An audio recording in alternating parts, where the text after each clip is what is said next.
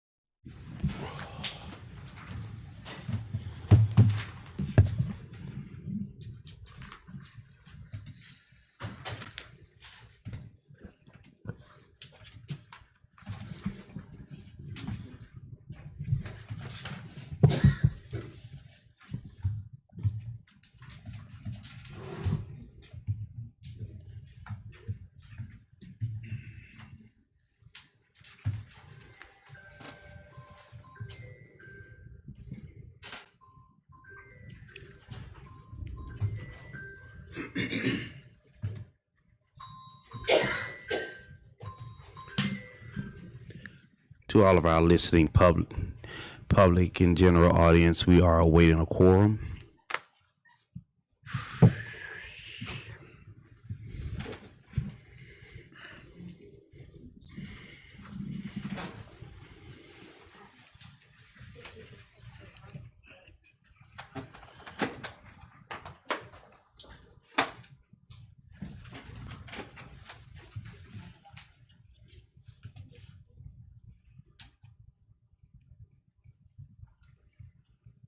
Baby girl, touch her right there. Vicky.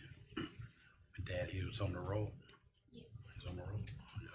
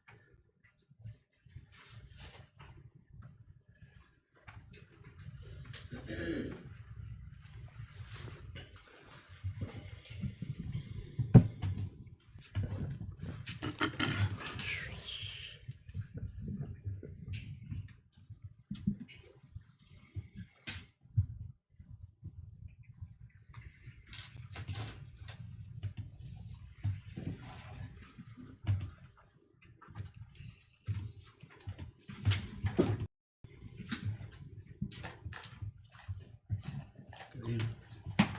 Good evening.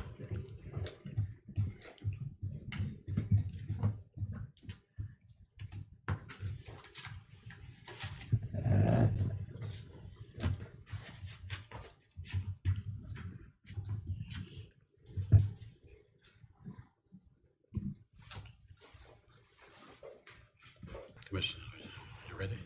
Yes, sir. Okay. Commissioner King, you good? All right. Good evening to each and every one of you. We'll start our workshop tonight, October the 31st, October the 21st of 2025 at 6:36 p.m. at this present time. I want to thank each and every one of you for being here tonight. Thanks those on live feed tonight. Really do appreciate you joining us. The young people's here tonight. Thank you as well for being a part of our meeting tonight. At this present time, we have the roll call. Madam Clerk, call the roll, please. Commissioner King, Present. Commissioner Pope, Present. Mayor Cox. President, thank you, Madam Clerk, and thank you, Commissioner. Discussion tonight, City Manager, Education, Scholarship, Policy and Application, and Mountain Home Repair. This present time, City Manager Campbell. Mr. Mayor, Commission, thank you. As you are aware, as part of the agreement with our waste management company, solid waste services provider, the Good Company, that there was a scholarship opportunity built into that agreement in the amount of $10,000. However, we do not have a policy to support that any distribution of those funds. So what I've done some research on some communities and their best practices, and what I want to present to you tonight as a City of South Bay educational scholarship policy and the application. Now, I would share with you, I've seen this. One of the communities is Opelika, Florida, where this scholarship policy is being implemented. And I just want to share some of the information with you. And if you have any insight, any questions as we go through this policy, please feel free to stop me and ask me so we could capture all of the information that you are proposing or you would like to see in this scholarship policy. Next slide, please. The purpose of it is to provide financial assistance to graduating high school seniors who reside in the City of South Bay, support students in pursuing higher education while recognizing academic achievement, leadership, and community involvement. Before I go any further, I would like to add, now, time is not of the essence of this policy as we're moving through it, but at the same time, we do know sometime in November, December, students will begin making those applications.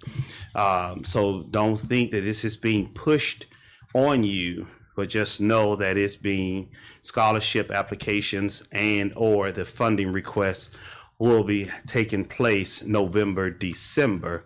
Hopeful funding in January and February. Mr. Manager. Yes. In reference to the first bullet point there, in reference to the residents in the City of South Bay, I want to make sure that we're very clear in reference to this here. And the reason I'm saying this, sir, because we know precisely what transpired at GEO during some time back in reference to scholarship that was run during that particular time period. Now, this scholarship that we're referring now is this only for South Bay residents only. Am I correct, sir? The dollars are coming to the City of South Bay. Yes, sir. Unlike the GEO scholarship, formerly Wackenhut scholarship, the dollars stayed with Wackenhut. Okay. There was an agreement with Wackenhut and the concerned citizens. However, the dollars never left Wackenhut or GEO. Okay. These dollars are coming to the City of South Bay for administration. All right, then. Thank you, sir. Mm-hmm. And it's to support students pursuing higher education while recognizing academic achievement, leadership, and community involvement. Next slide. This is where your assistance is needed. It is a total of $10,000 that we will receive from the Good Company. So here is the City of South Bay will award so many scholarships in the amount of so much dollars. Funds will be distributed directly to accredited post-secondary institution upon proof of enrollment. So commissioners, as you're thinking about this, or if you have an answer today, what it is that you would like to see as the number of awards issued and the amount issued to those students. Next slide. If you have an answer, I'll stop, but I would like for you to take some time to just think about that part. Next slide. Eligibility requirements. 1, you must be a resident of the city of South Bay. 2, be a graduating senior in the current academic year. Have a minimum cumulative GPA of 2.75 on a 4.0 scale. Demonstrate leadership, community service, and good character. Provide all required documentation by the submission deadline.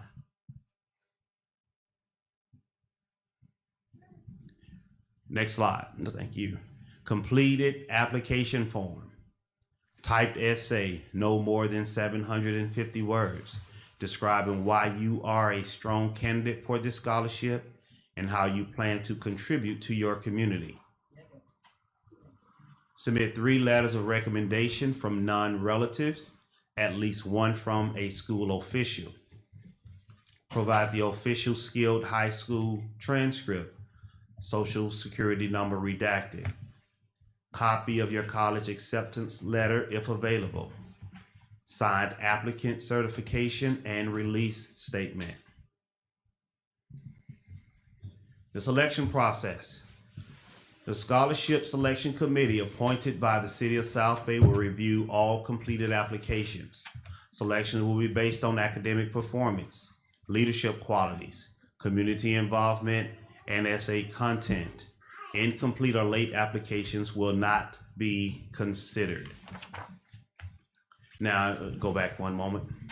Oh, go ahead. I think it's answered right there. Yes, no, Complete- go back to the other one, sir. The first bullet point there. The Scholarship Selection Committee, how will you? No, it's not me. It is up to this commission, and that's what I was just about to say on the next slide. All right then. Thank you, sir. The only part, go to the next slide. Only part that the city manager is playing is, unless directed otherwise, completed applications and supported materials will be submitted to the office of the city manager. If this commission wants the city manager, if it is desiring of the city manager to make the selection of the committee, then you will make that directive. However, it is done by the commission, is what I am asking, if the commission would be able to appoint a selection committee for that, unless we are advised otherwise. More or less, how many individuals will be on that committee, sir? No more than 5. No more than 5. All right. Thank you. Considering where we are with our commission, Yes, sir. but definitely 4. 4. All right. Thank you. That's all I have for the scholarship committee, Right. scholarship policy. Right. Commissioner, do you have any questions reference to the scholarship policy at this present time? Or you just want to digest this? Go ahead, Commissioner King. Thank you, Mr. Mayor. Just one, the total of, you say the total is 10,000, and we need to come up with a number of how many graduates. My question, with the amount, Commission. I'm sorry, will the amount change? Because, each year we have like a different amount of seniors. Let's say if we have maybe like five seniors, would that amount be split with those 5, or we would have to set like a certain amount? It's your policy. You would guide me on that. Okay. You have the total number of 10,000. So Okay. how is it the commission would like to see that move forward? Okay, well, I have a suggestion, because like I say, the amount of students may be different each year. So if we can just set it as a division of how many applicants that we received that year, if that's feasible, let's say we have five graduate for the year 2026, then we would just divide that amount into, the five applicants. Mr. Mayor. Yes, sir. Commissioner Pope? Yeah, I hear Commissioner King. I think a good recommendation, since it's a scholarship and we want to set a generic standard annually, so we can do maybe like $1,000, 10 scholarships, or you could do $2,000, five scholarship recipients at $2,000. So I was just thinking about some of the other municipalities. They used to do like $1,000, $2,000, and then you know what you have each year versus maybe you get 15 seniors one time. What you give them? 'Cause what I was getting at, thank you, Commissioner. What I was getting at with the, well, first let me ask, will we have to utilize the entire 10,000 for that year, and would it carry over? It would be in the best interest to utilize the full 10,000 based upon how it's coming. I can look at the agreement that we have, but it is based upon $10,000 annually for scholarships. Okay, So I would recommend the commission use it all, but if the students don't meet the qualifications, then that is something we can address as a body in making that decision. And you have the 10,000, but again, now I'm saying this with a total abundance of caution because it is new to the city of South Bay that we are administering this. In conversation, we may have full conversations from the finance director and from legal as we are moving through this, but it is corporate dollars that we're receiving. And we want to be sure that we are administering it from an auditing perspective appropriately. okay. Yeah, because Commissioner Pope, I do agree by setting an amount, 1,000 or either 2,000. But let's say we get three qualified seniors, and that would leave us a balance. And the manager is saying that he recommend that we replenish that total done 10,000. So now, As you're saying that conversation, in that conversation, also know this is going to come back to the commission to make the final award. So if you have to make any adjustment, that may be a possibility as well. yeah, But what I did not, my office did not want to do is present you a policy with a number in it and not have had the conversation with the commission as a general body. So I'm presenting it to you as a general body in order to give a recommendation to bring a policy back to this commission for consideration. You know what, thank you, City Manager Cameron, and thank you, Commissioner King and Commissioner Polk as well. In reference to the adjustment, in reference to everything that you all are saying, that you're right, hypothetical, if you only had 5 graduates in 2026, and then only 3 of them qualify, how will you adjust that? And Madam Attorney, will we have to do this every year, hypothetical, come back and amend this here in reference to the adjustment of the amount per student? Well, you can. What I was planning to do was just to kind of see what you all were saying and then let the manager bring it to me and then review it for legal sufficiency.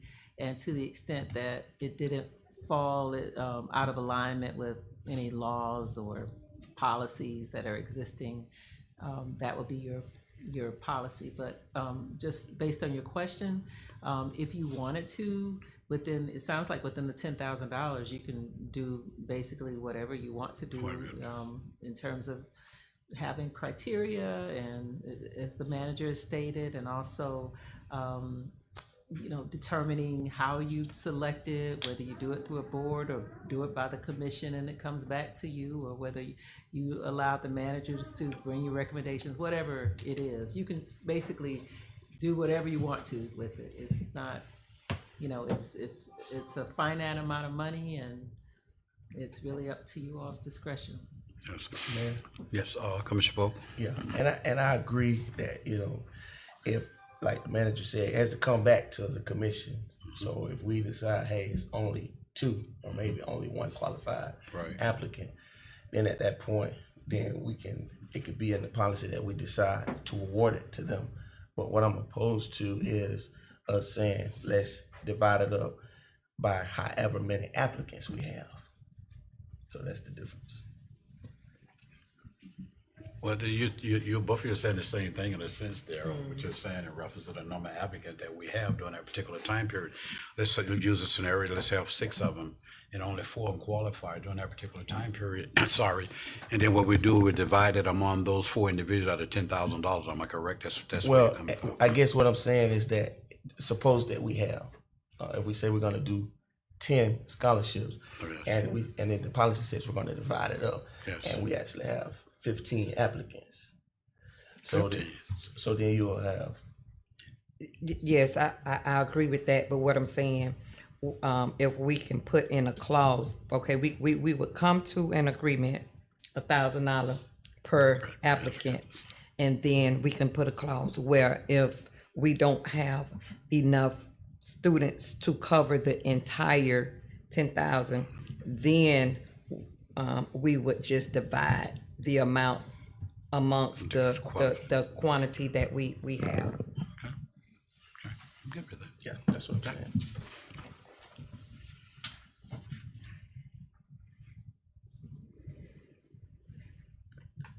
I understand what to submit to bring back to the commission based upon this conversation. Yes, sir. Shared and expressed.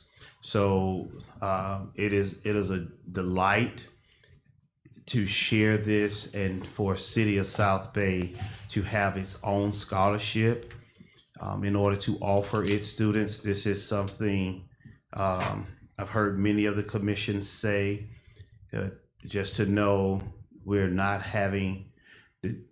Also, just Wackenhut GEO, they still offer its scholarship.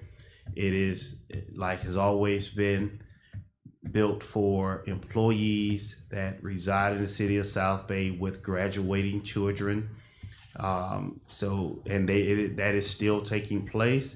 However, there was never any policy put in place or any control provided to the City of South Bay.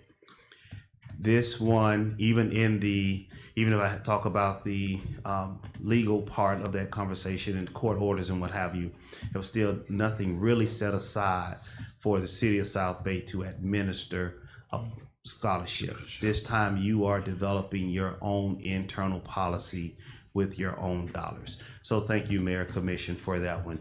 I want to go to the next one if we could, unless there are any other questions. But if not, in order for us to get through Yes, sir. the next one, Mayor, if I would, we can do it at the, We can, how you all decided.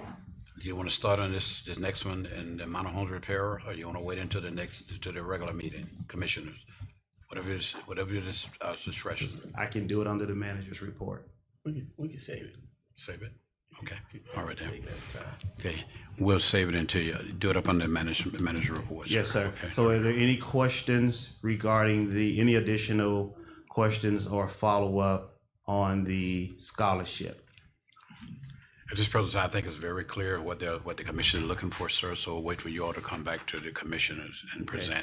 Okay, well, let me walk through the application while I have some time so you will know what the application currently would look like. It'll have a submission deadline, the applicant information, full name, address, phone number, email, date of birth, high school, cumulative GPA, intended college/university, and the student's intended major. It also talk about the essay. It says, please attach a typed essay addressing the following prompt. Why do you believe you are a good candidate for the City of South Bay Educational Scholarship? And how do you plan to give back to your community in the future? And the certification piece is a signature parent signature, and just following up with the contact information regarding the scholarship. So the city would be able to communicate back with the student. So it is extremely simple scholarship application for the student in order to make the app, to apply. So that is what we have at the moment.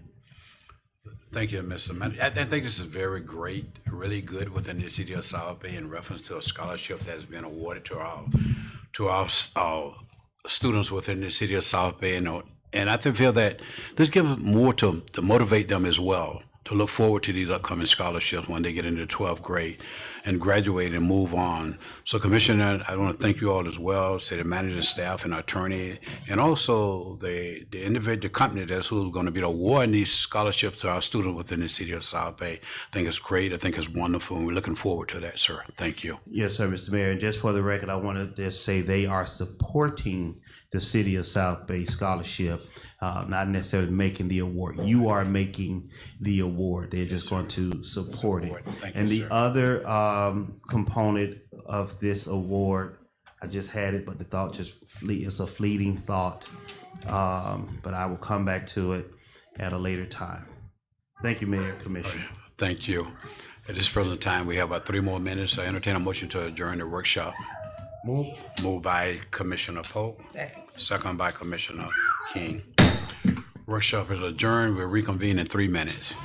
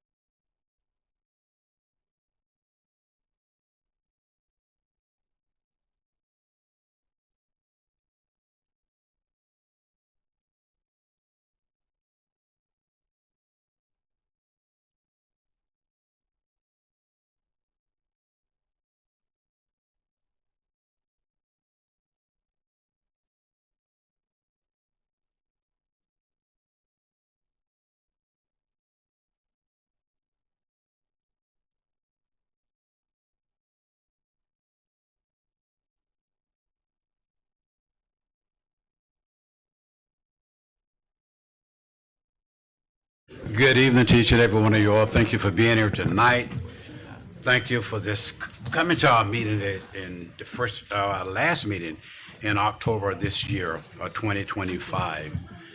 I just want to say thank you, Madam Clerk. Thank you, staff. Thank you, Commissioner. Thank you to everyone for being here tonight. And Just thank you for being a part of what's taking place within the city of South Bay. It means so much to me and this commission, and plus city manager and staff as well, because it shows that you're really engaged in what is taking place in the city of South Bay, and that means so much to each and every one of us that sits on this dais. At this present time, the ones on live stream, thank you for being a part of our meeting tonight. We do appreciate you joining us tonight as well. We start our meeting October 7 p.m. Madam Clerk, we have the roll call. After the roll call, we have Pastor Bean to give us a prayer, and then we have the pledge of allegiance to the flag. Palm Beach County Sheriff Department, thank you for being here. You're with us this morning, sir. We want to thank you. We know there was a problem with the Palm Beach County Sheriff Department. I want the parents to know that's the reason they wasn't out this morning when we did the walk this morning. Fire rescue.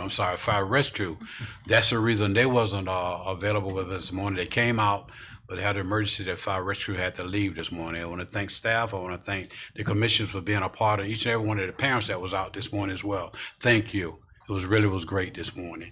This present time, Madam Clerk, recall the roll, please. Commissioner King, Present. Commissioner Polk, Present. Mayor Cox. President, thank you, Madam Clerk, and thank you, Commissioner. Let all stand, please.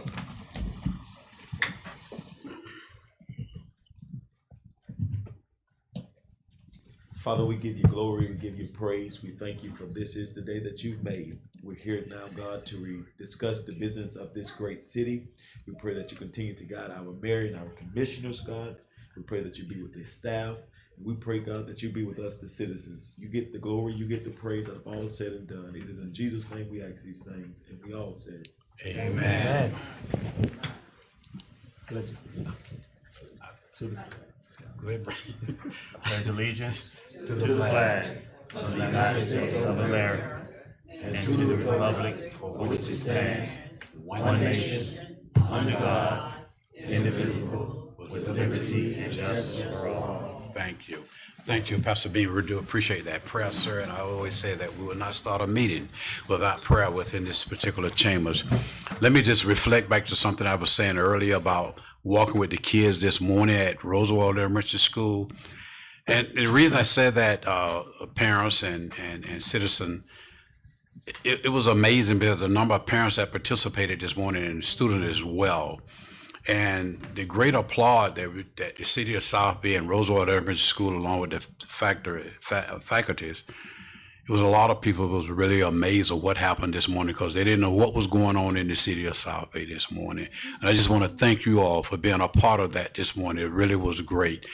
Commissioner King, Commissioner Polk, Vice Mayor McKelvin, our city staff, our city manager, all of them was out there this morning, and the parents, thank you for being a part of your children each and every day. Thank you. We'll continue with our agenda for the night. Let's go to the voting conflict. Commissioner King. None, sir. Thank you, madam. Commissioner Polk. None, sir. Thank you, sir, and none for me either. Presentation of proclamation tonight, Madam Clerk. Yes, sir, we do have one. Mr. Mayor, Commission, as you all know,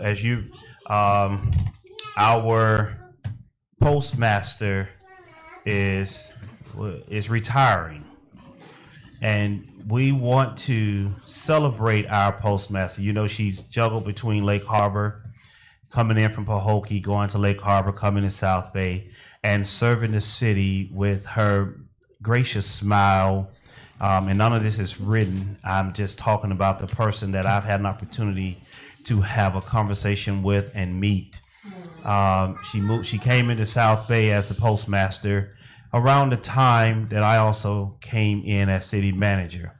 And we had an opportunity to bounce our ideas off of one another.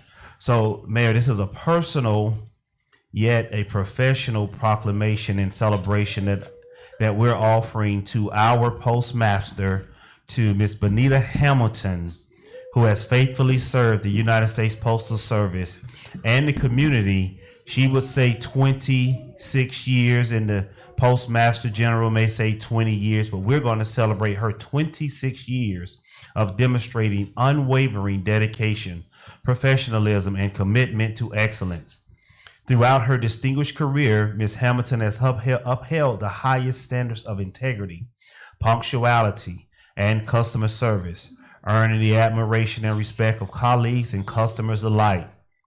Whereas Bonita Hamilton has served not only as a postal worker, but also as a trusted member of the community. I can attest to that. Whereas her dedication, mentorship, and positive spirit have left a lasting legacy within the United States Postal Service family. Whereas the City of South Bay wishes to publicly recognize and honor Benita Hamilton for her over 26 years of dedicated service within the Postal Service. Now therefore be it proclaimed, the City of South Bay and him, Joe Cowles, Mayor of the City of South Bay, do hereby publicly commend Benita Hamilton and express her deepest gratitude for the service she has rendered to the City of South Bay and its residents. In witness whereof, he, Mayor Joe Cowles, have set his hand and caused the official seal of the City of South Bay, Florida, to be affixed this 21st day of October 2025. Congratulations, Miss Postmaster for the City of South Bay, Benita Hamilton.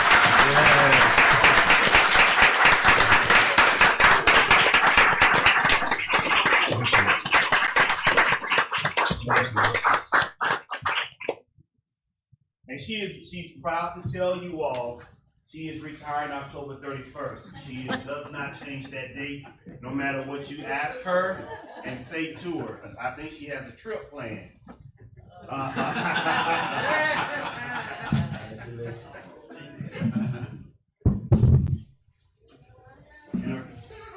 We can get this picture first and then our family. Thank you, Mayor. All right, we get this picture and then we have our family come up and join us. Madam Attorney.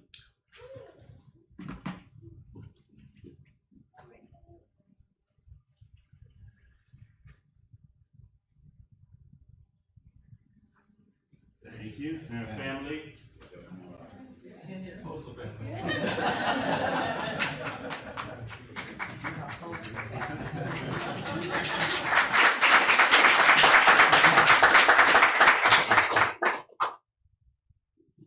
I want to squeeze on in here.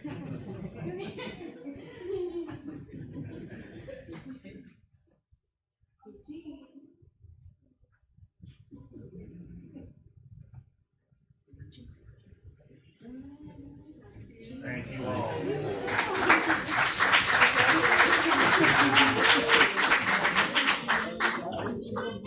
Any words? All right.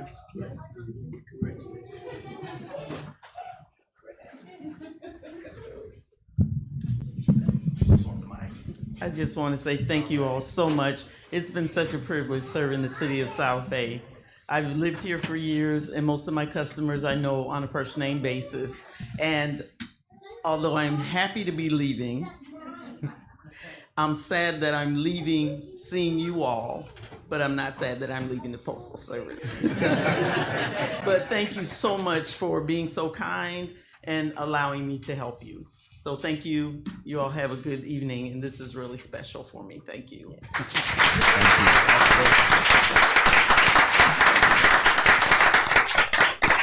Just so, and also you all know, as I'm making this transition, tried to bring her in and offer her an opportunity and volunteer with the City of South Bay. They gave a small stipend and she said, I'm retiring October 31st, just so you know. All right, Mr. Mayor, thank you, sir. Thank you, sir, and I do appreciate that. And Commissioner, thank you as well. Ms. Hamilton, thank you. I appreciate you for all the work that you did, all the years that you served at the post office there. You have did a fantastic and a great job. I think that the postmaster that was there before you, what was his name? Charles. Okay, Todd, yes, right. Miss Miller was, yes, Miss Miller, yes, right, yes. And we just want to thank you all for all the services you have rendered there, and great. He had been a fantastic, he left and then he came back, so he back into the City of South Bay. And we just want to thank you all. We appreciate the service. May God continue to bless you, dear, whatever your endeavor is, you and your family, and make sure that when you do your traveling, I don't know if you're going to take mother with you or not, but make sure that she's well taken care of. We really do appreciate it. All right. Bless you, dear. We'll continue with our agenda for tonight. Opportunity for the public to address the commission. Madam Clerk. Yes, sir, you have three, and the first one will be Mr. Corey Wilkerson.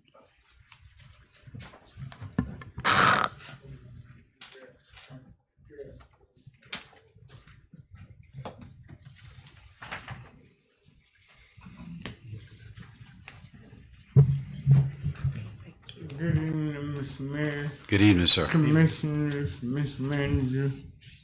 Thank you for having me. I come to on behalf of Electrical Community Development. Even though I reside in Berkeley, I'm a citizen of the Tri-City.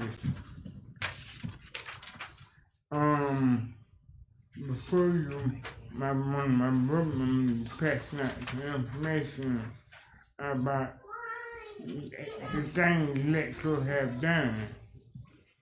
Simply because I believe in following protocol. I called the city hall 5 times, didn't get a call back.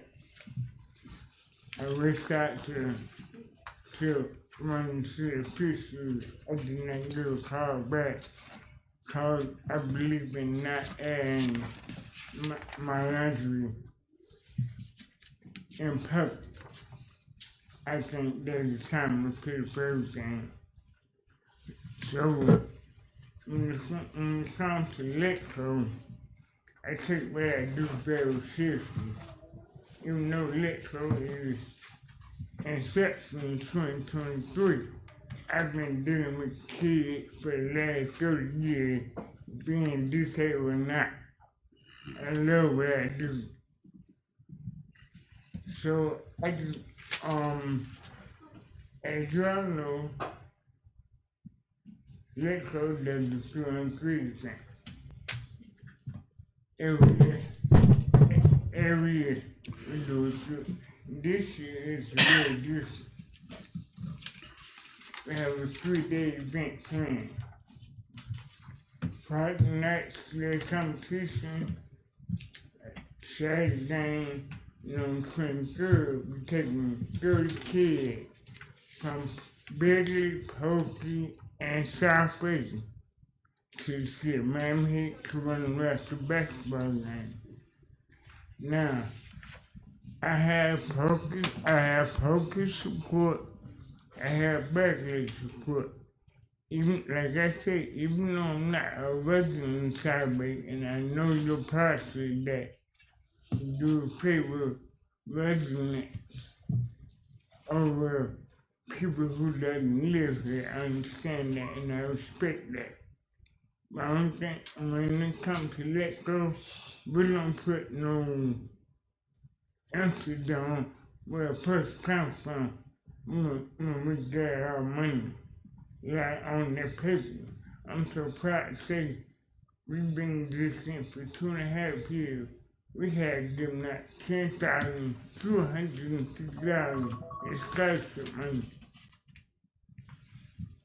We do a book, we help kids from all 3 cities be an in-home library.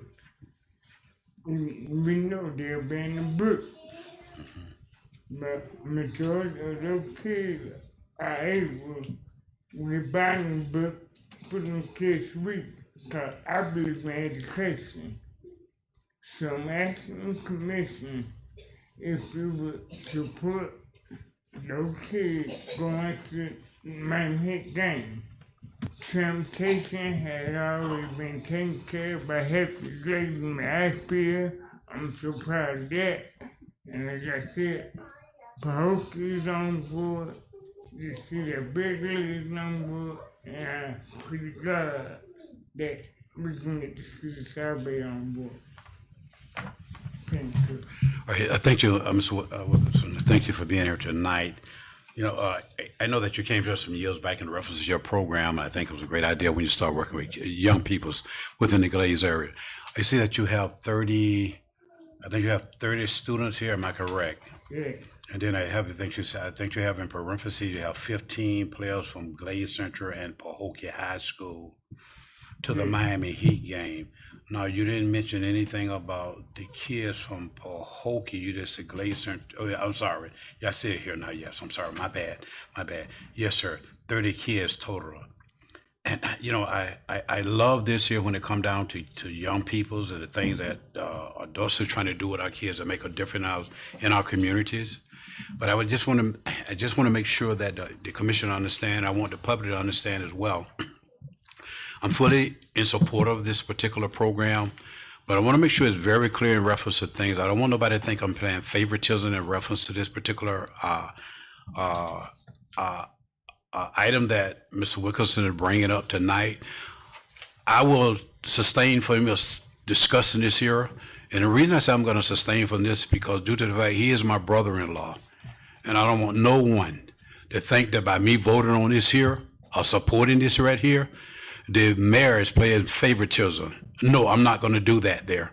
I'll leave this total up to these three commissioners to make that decision on which direction they go in reference to this, because I want to make sure it's very, very clear. And the residents know it very, very well why I sustain from, discussing and talking about this particular matter. So it won't be nothing put out there saying the mayor's, the only reason he do favor this because his brother-in-law. I will back away and I will sustain myself in voting on this. I'll leave it to the commissioners in a sense there. Thank you. We don't need that conflict of interest or that negative sign over you nor me. So I respect that. Thank you, Mr. sir. Carr. I appreciate that, sir. Commissioners, Commissioner King and Commissioner Pope.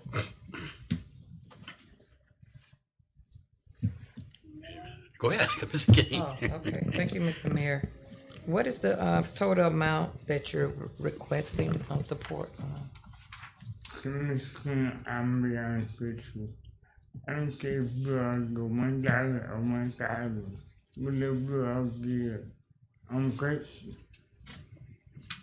Because I do know this, if God gives him, he don't provide resources. Okay.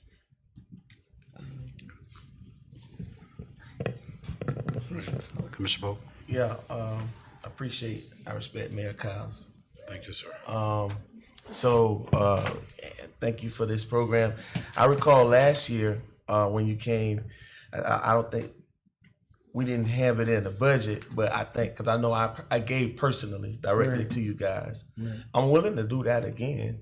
I probably need more time to get with the city manager, finance director, and let's kind of just see what we have to make a decision on the spot tonight. But I'm willing to do what I did last year. I don't remember how much it was, but I know I gave you guys a donation. And we have a deadline, not to do it on the spot. We have a deadline November 1st is another thing again. November 1st. The lady that's emailed me and reinforced that, and like I told her, that's a short turnaround, but that's their process. So I don't mean to put any more burden pressure on you. Thank you. Commissioner King, you finished, Commissioner Pope. Yeah, I mean, again, if we can hear from our finance director maybe later in the meeting, he can give us an update, or if city manager want to chime in and see if there's a line item that we may be able to pull something from.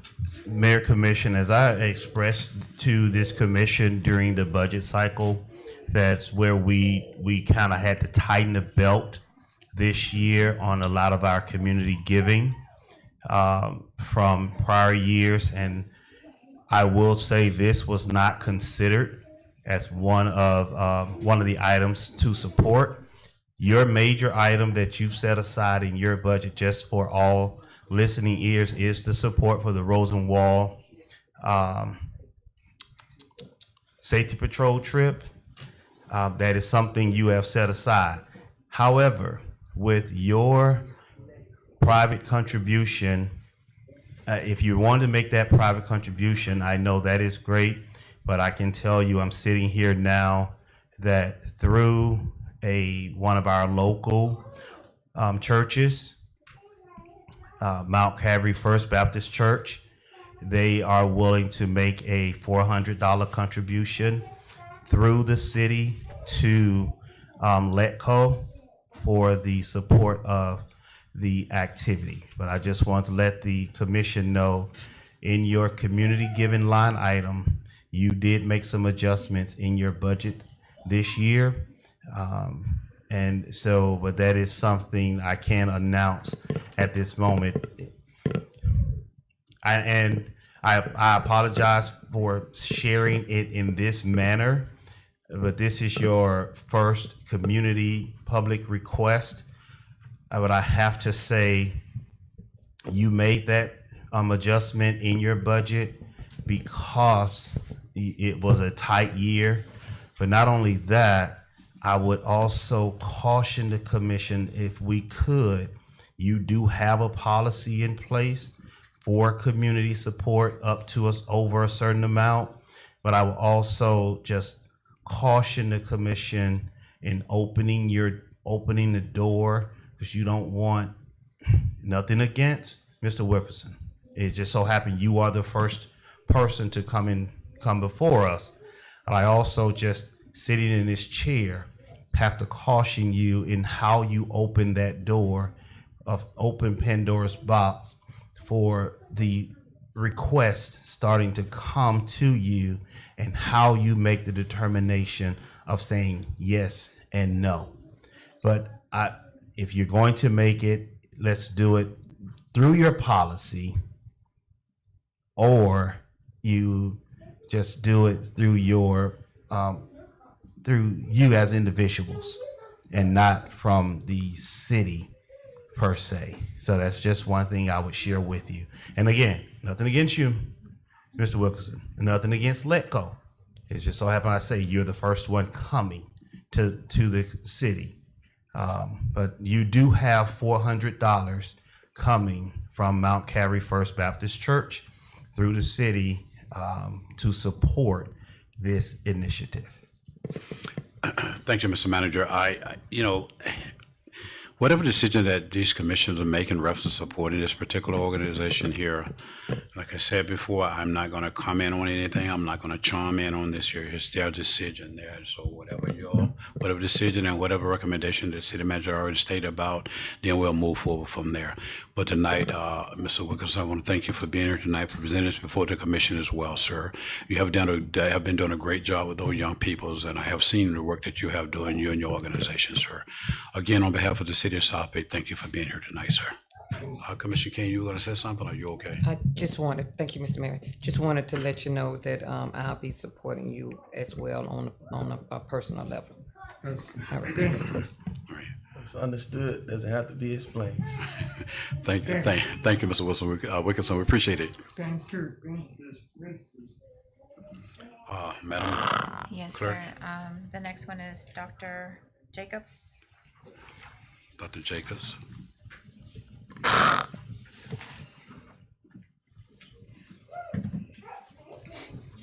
Good evening to everyone.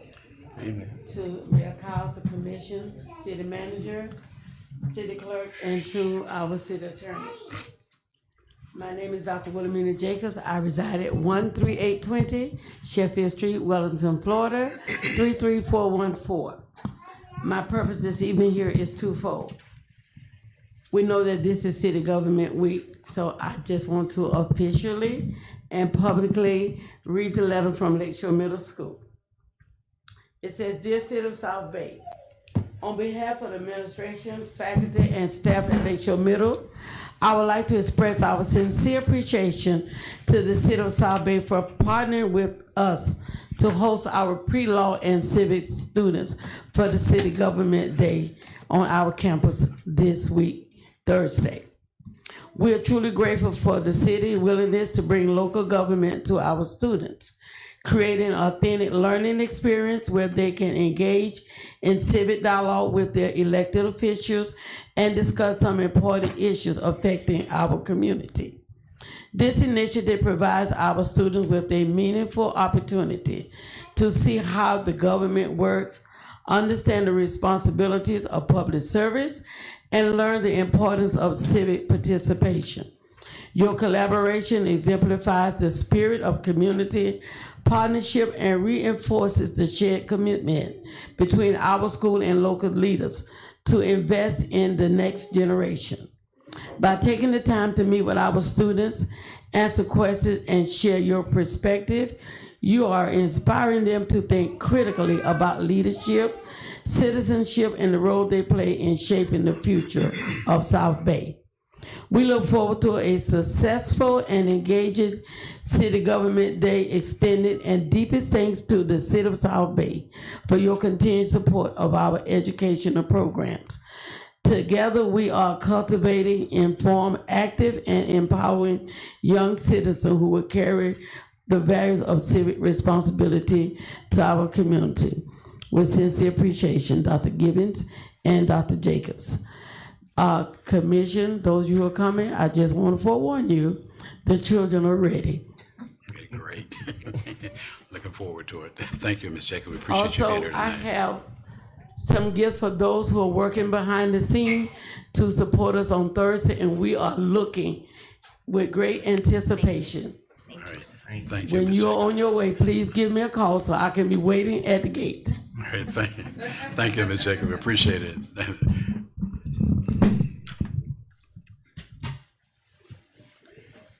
Madam Clerk?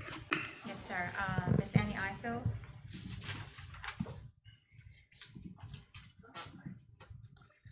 All right, good evening, Mayor, Commission, Good evening. South Bay residents, and Eiffel with Healthier Glades. Couple of things I want to just, first of all, give you a heads up. This past weekend was such a wonderful weekend. It's great to see so many people in pink. The 10 conversations was standing room only. If you go to our Healthier Glades page, you'll get a chance to see the pictures from that event. And the Glades Pink Walk was a wonderful event. So I think we had some folks that were from South Bay that also attended either the 10 conversations, the Pink Walk, or both. So on behalf of the Glades Pink Walk Committee, I want to say thank you guys for your support and participation. I'm here today to talk a little bit about, as you know, Muck Bowl is fastly approaching. And so I just wanted to share with you, there's 2 activities that are happening this week for seniors. So the first one is the event Arts on the Muck that Healthier Glades is supporting as part of our Train the Brain campaign. And so we're doing a luncheon with fun game activities for everyone. It'll be from 11 to 2 at the Lois Lewis Mary O. Evans Center. We're asking everyone who plans to attend, please wear your school colors, whether you're a Mighty Raider or a Pahokee Blue Devil, or even Lakeshore Bobcats. Come with your colors. Or East Lake for Pahokee. So we're celebrating everyone. So that will be from 11 to 2. Lunch will be catered by Auntie Rose from Quiet Waters, and we'll have some prizes. We are going to do a contest for the most school spirit based on your outfits. So please come out to that. West County Senior Center is also doing a pep rally on Thursday. I can't remember what time that one is. That's 11 as well. So I'm not sure if you have to be part of West County or is it open to the public, but ours is open to the public. So anybody who's interested, y'all come on out. We're trying to kick off Muck Bowl week, which is the following week with our seasoned residents. I don't want to say seniors, but with our seasoned residents. I understood the assignment. Yes. So we're still continuing to do some community outreach with health screening and stuff like that. I am working with our faith-based health educators to do something in South Bay around December 20th. I'll come back later to give you more information. And then myself, along with Ms. Blake, will be working on providing toiletries like we've done in the past couple of years out to our homeless population in December. So as soon as I as soon as I get more information, I'll come back before the commission to present. And with that, I say thank you. Thank you, Ms. Ifield. Appreciate you being here tonight. Thank you. Madam Clerk? All right, thank you. We appreciate everyone. We appreciate the announcement and it's great that it bring the information to each and everyone that in our meeting, they'll know precisely what is taking place in the Glades area. So therefore, you won't be lost. It's something for you to get involved in, to entertain yourself and entertain your family as well. We want to thank Mr. Wilkerson and thank Ms. Ifield for coming before us tonight. We'll continue with our consent agenda. Consent agenda tonight, October the 7th of 2025, and approve our city commissioner meeting, October the 21st of 2025. Mr. Manager, you have the addition to this particular consent agenda, sir? None, Mayor. Thank you. May I have a motion and a second to move the consent agenda to the floor for discussion and approval? Move. Moved by Commissioner Polk. Second. Second by Commissioner King. Any discussion from this commission's consent agenda? Here none. Madam Clerk, will you call the roll, please? Commissioner King? Yes. Commissioner Polk? Yes. Mayor Collins? Yes, thank you, Madam Clerk, and thank you, Commissioner. It passed by all commissioners. Resolution 58-2025. Madam Clerk, read for the record, please. A resolution of the City Commission of the City of South Bay, Florida, authorizing the city manager to execute an agreement as an emergency purchase between Grid One Electrical Construction, Inc. and the City of South Bay for the street light pole repairs along US Highway 27 in the City of South Bay, providing for adoption of representation, providing for an effective date. Thank you, Madam Clerk. City Manager Campbell. Mr. Mayor Commission, we are the owners and operators of 14 city-owned street light poles along US Highway 27, more commonly known as the green light poles. As you are aware, we had a resident to come out and bring that to our attention in a very in her manner. But as also staff did take the opportunity to assess the light poles during some night drives and to notice that 14 of the light poles are out. Grid One, a local company, provided us a quote in the amount of $10,540 to repair the 14 city-owned street light poles, which staff will be recommending for approval under our emergency purchase code. But also would like to share with the commission that we started working on this project on September 10th and or before, but on October 15th, we received a non-compliance letter, a notification from Florida Department of Transportation regarding those light poles. So you were already on top of it prior to the non-compliance notification coming to the city, but staff is recommending approval of Resolution 58-2025 in the amount of $10,540 to repair the 14 green light poles. I will also add to the commission that you did emergency repairs on these light poles back in early 2023, and we are, from staff's perspective, in looking into, of course, we need to get it illuminated at this time, but hopefully in the near future being over the next year and a half to 2 years, of finding something where we will not have to visit this issue again in the future, yet keeping the area illuminated for the public safety. That's all that I have, so staff recommends approval. Thank you, City Manager Campbell. May I have a motion and a second to move Resolution 58-2025 for the floor discussion and approval? Moved. Moved by Commissioner Polk. Second. Second by Commissioner King. Any discussion at this present time? I just want to say a few words in reference to that. Thanks to residents for bringing it to our attention as well. As I'm riding at night, I see what she's talking about because it's very dark, and some of the business owners have stated to me as well as what's taking place because their stores are closed at night, their business is closed at night, and there have been some break-in in reference to some areas there. So by these lights being repaired within the city of South Bay on Highway 27, I think it will make a huge difference for those business owners within the city of South Bay. And I just want to thank the residents who brought that to our attention along with the business owners as well.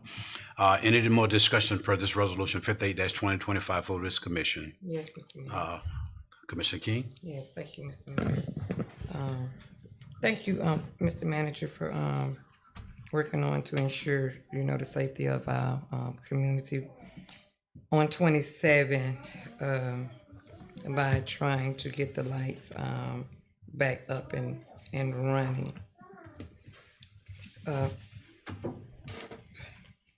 The maintenance, once we get them back up and running, how we decided what kind of maintenance plans that we're gonna have so that we don't run into this issue again in the future.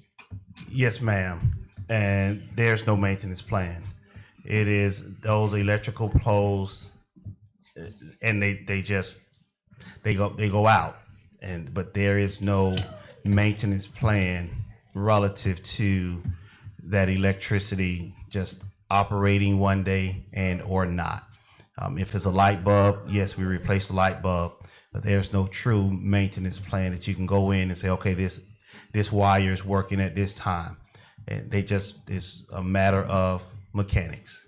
Okay, thank you. So now, are we gonna keep those same poles, or are we gonna put in new ones? That's only a repair cost. There's $10,540 is only a repair cost for getting the existing poles illuminated. Okay. And the Grid One is the only electrical company that gave us a bid, or was or did we have other bids that came in? No, ma'am, you didn't have any bids. We did make other contacts with other local electricians, White Electrics, Brockman Contractors, and Grid One. Grid One was the company that provided us a response, and they were able to go out and provide us not only a response, but provide us a quote and assess it. No one else gave the city a response. We waited over, I think, about 3 weeks, and I'm just looking at memory. It's approximately 3 weeks waiting. Public Works Director reached out multiple times to those same respondents, and we received I'm not able to do it from one of them, and one of them did not respond at all. Okay. All right. Well, thank you so much. You're for welcome. that. All right, thank you, Commissioner King, and thank you, City Manager Campbell, for that update in reference to that particular bid. In addition to questions at this present time from this commission, here and now, Madam Clerk, recall the roll, please. Commissioner King, Yes. Commissioner Polk, Yes. Mayor Collins. Yes, thank you, Madam Clerk. Thank you, City Manager Campbell. And thank you, Commissioner, passed by all the commissioners. Resolution 59-2025, Madam Clerk, read for the record, please. A resolution of the City Commission of the City of South Bay, Florida, approving a schedule for regularly scheduled City Commission meetings and observed holidays for the calendar year 2026, providing for adoption of representation, providing for an effective date. Thank you, Madam Clerk. City Manager Campbell. Mr. Mayor, Commission, in section 2.86011 of the Florida statutes, Florida Public, also known as the Florida Public Meeting Law, excuse me, requires in part that municipal boards and commissions provide reasonable notice of all meetings. The City Commission desires to cancel the regularly scheduled City Commission meetings falling on or in close proximity of national holidays, election dates, and travel as the City Commission to Tallahassee and Washington, D.C. City Manager requests approval of the regular City Commission meeting schedule for calendar year 2026, attached as your Exhibit A. The meeting dates are known following are January 20, 2026, March 3rd, 2026, June 16th, 2026, July 7th, 2026, September 8th, 2026, November 17th, 2026, and December 15th, 2026. City Manager requests approval of holidays to be observed of the City of South Bay for calendar year 2026 as well, and those holidays are attached as Exhibit B. I do apologize. Let me get them. New Year's Day, Wednesday, January 1st. Martin Luther King Jr. Day, Monday, January 19th. President's Day, February 16th. Memorial Day, Monday, May 25th. Juneteenth, floating holiday of Friday, July 3rd. Labor Day, Monday, September 7th. Columbus Day, Monday, October 12th. Veterans Day, Wednesday, November 11th. Thanksgiving Day, November 26th. Floating holiday, November 27th. Friday, November 27th. Floating holiday, Thursday, December 24th. Christmas Day, Friday, December 25th. Staff recommends approval of said resolution. Thank you, City Manager Campbell. May I have a motion and a second to move Resolution 59-2025 to the floor for discussion and approval? Moved. Moved by Commissioner Polk, Second. Second by Commissioner King. Any discussion from this commission per resolution 57-2025? Mr. Manager and City Clerk, is the same days that we had last year, sir? In Yes. All right, thank you, sir, and I do appreciate that. Any additional question at this present time? Here none, Madam Clerk, will you call the roll, please? Commissioner King? Yes. Commissioner Polk? Yes. Mayor Collins? Yes, thank you, Madam Clerk. Thank you, City Manager Cameron. And thank you, Commissioner, passed by all commissioners. Resolution 60-2025. Madam Clerk, read for the record, please. A resolution of the City Commission of the City of South Bay, Florida, authorizing the city manager to enter into an emergency agreement with lobbying services between Jordan Connors Group, Inc.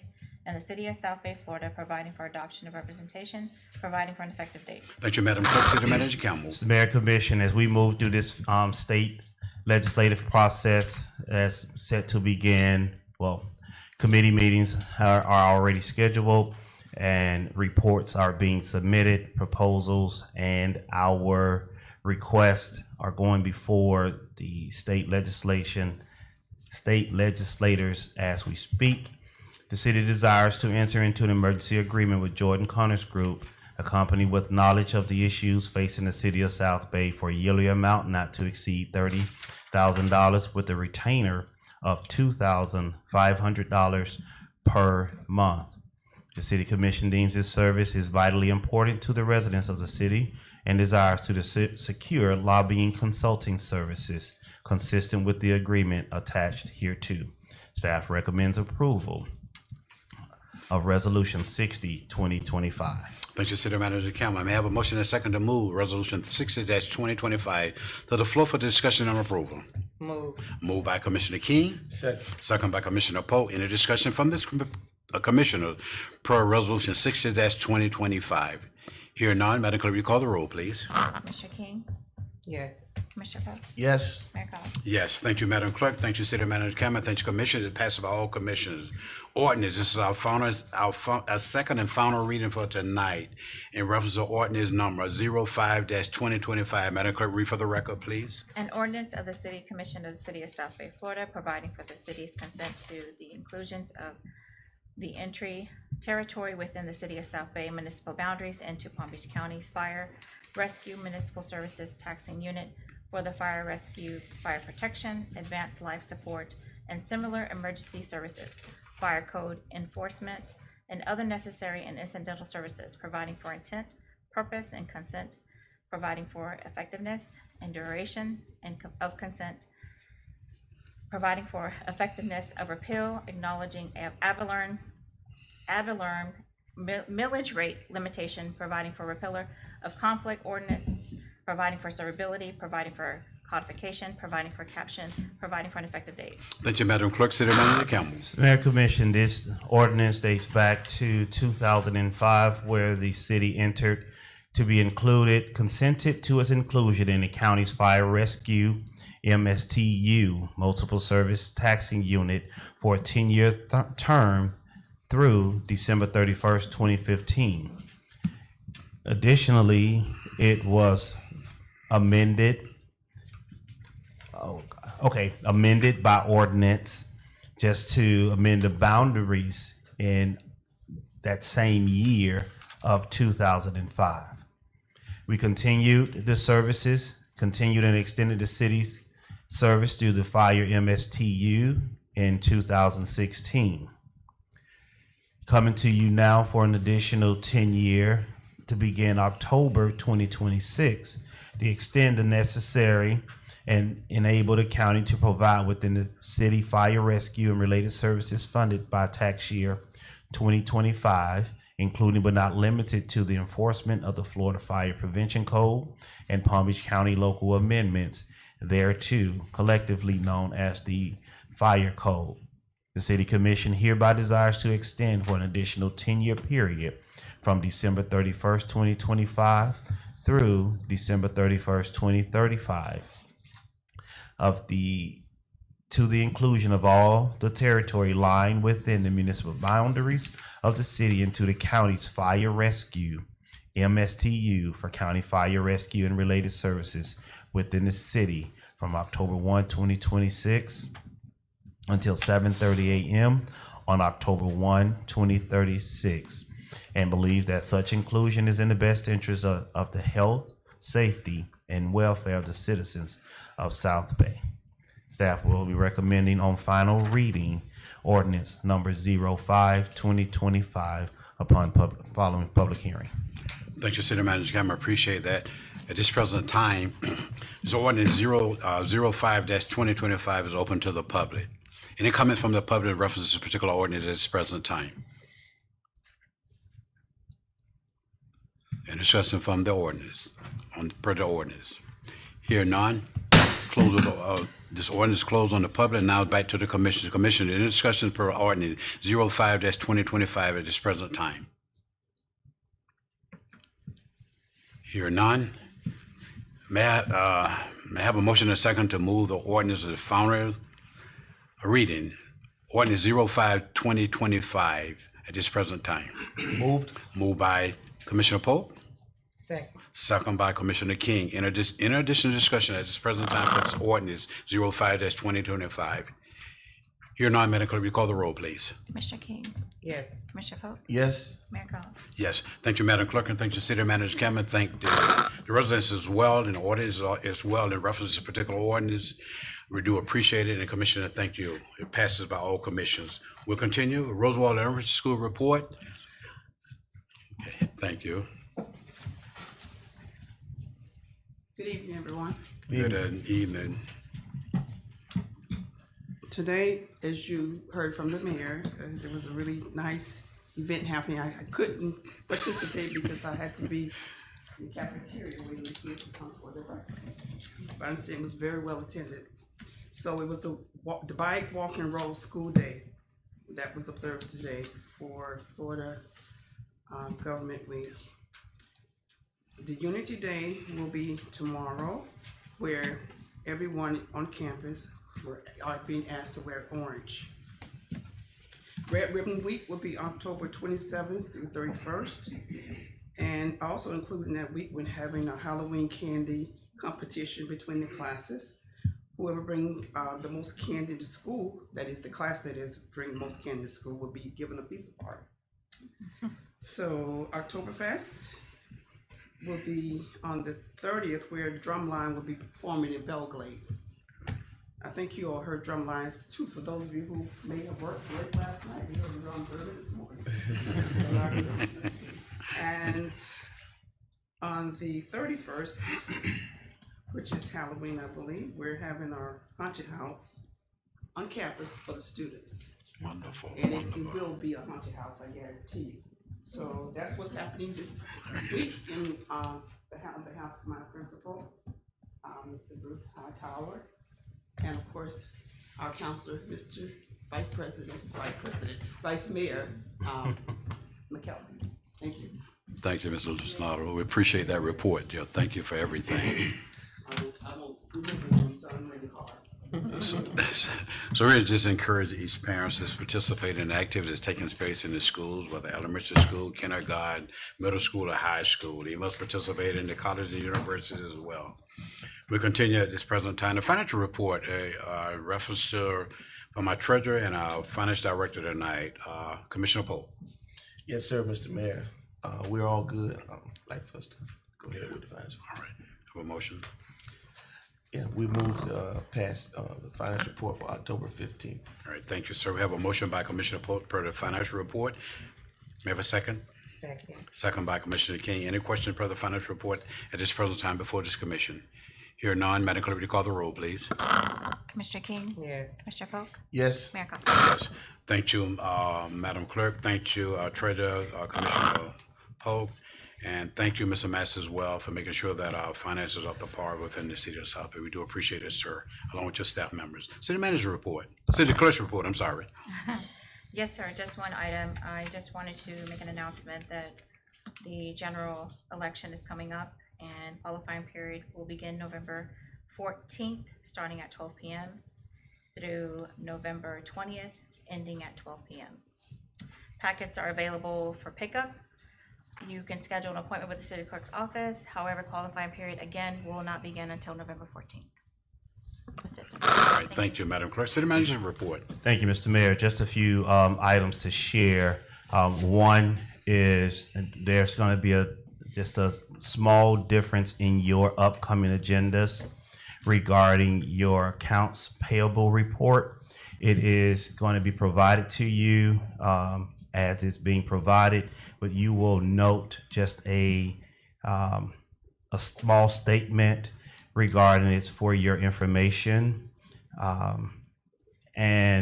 For your information, and there is no thing that's required for action from the commission. So you will notice a small statement on your agendas once you see your next accounts payable report. Just a little housekeeping we need to do here internally. Also, information only, am I correct, sir? Yes. All right, thank you. Number two, what I have, just 4 things I'm going to go over. One, I'm going to go back, if we could bring us back to the minor home repair presentation and update, so staff would know what we need to do and present some information to the commission. Not so much as what we need to do, we want to get your input and insight on it. And I need to qualify this statement and let you all know American Rescue Plan Act funding minor home repair program was a citywide initiative. You funded that program in the tune of $700,000, giving homeowners up to $5,000 each. The requirement was that you had to live in your house. You had to have homesteaded that property prior to COVID date, which was March 2020. Your property had to be homesteaded. It had to be your primary residence. You funded that. That was funded by prior commission, this commission, to the tune of $700,000.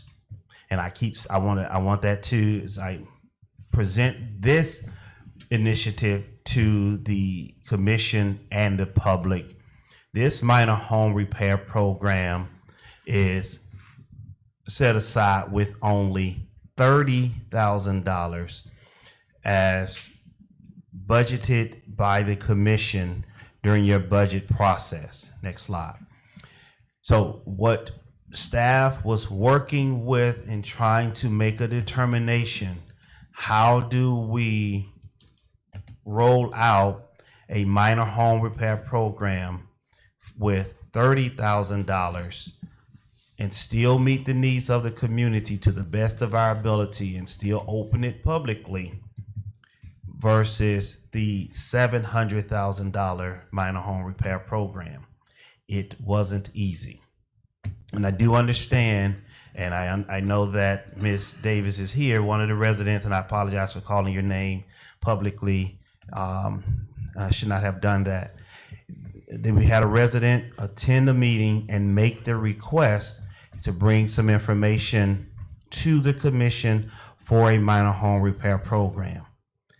So here's something that's being rolled out, and I will tell you just this information and working internally. I talk through it. The purpose was to assist senior citizens in maintaining safe, decent, and sanitary housing.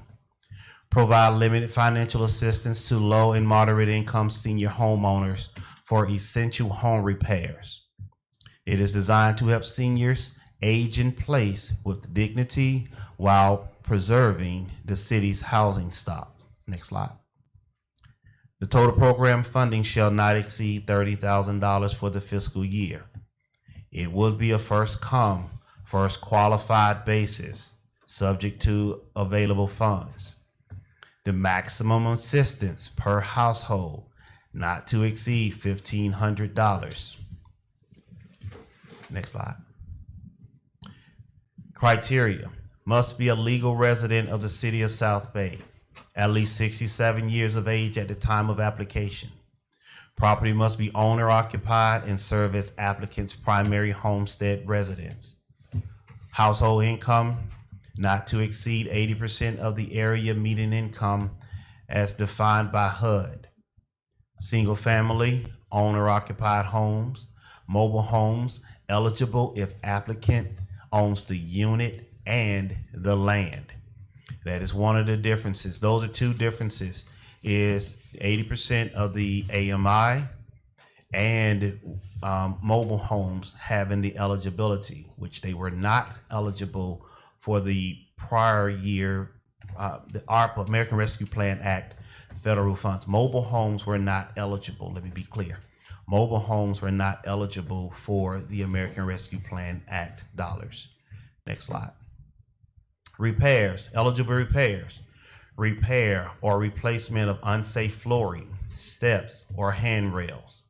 Minor roof repairs, not full replacement, but minor roof repairs to stop leaks.